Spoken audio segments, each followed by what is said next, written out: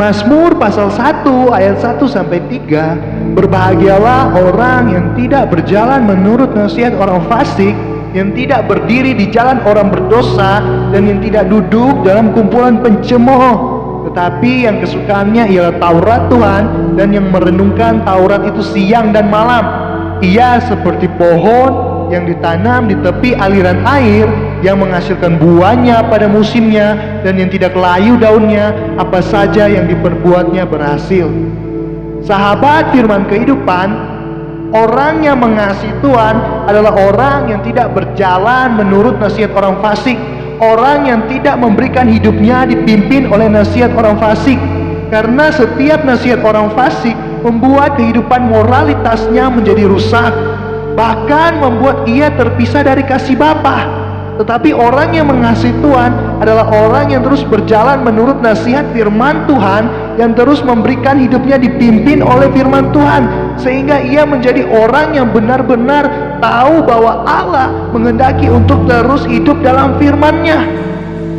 Orang yang mengasihi Tuhan adalah orang yang tidak berdiri di jalan orang berdosa. Orang yang mengasihi Tuhan adalah orang yang tidak memberikan hidupnya diperbudak oleh dosa, bergaul dengan dosa. Tetapi orang yang mengasihi Tuhan adalah orang yang terus mempersembahkan tubuhnya, jiwanya, rohnya kepada Tuhan, dengan terus beribadah, bersekutu dengan Roh Kudus. Dan orang yang mengasihi Tuhan adalah orang yang tidak duduk dalam kumpulan pencemooh.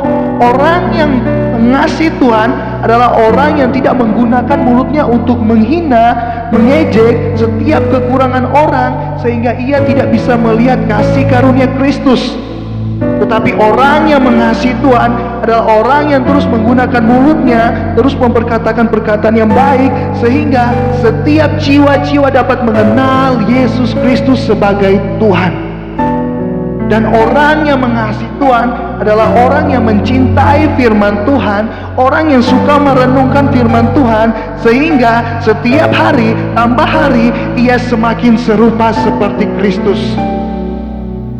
Dan orang yang mengasihi Tuhan, apa saja yang diperbuatnya dibuat berhasil oleh Tuhan, karena ia menyimpan firman Tuhan di dalam hatinya dan di dalam pikirannya, sehingga dalam bisnis, pekerjaan, dalam hubungan keluarga, hubungan sahabat, hubungan apapun yang ia miliki yang berkenan di hadapan Tuhan, dan di dalam masa studinya dibuat berhasil oleh Tuhan. Haleluya.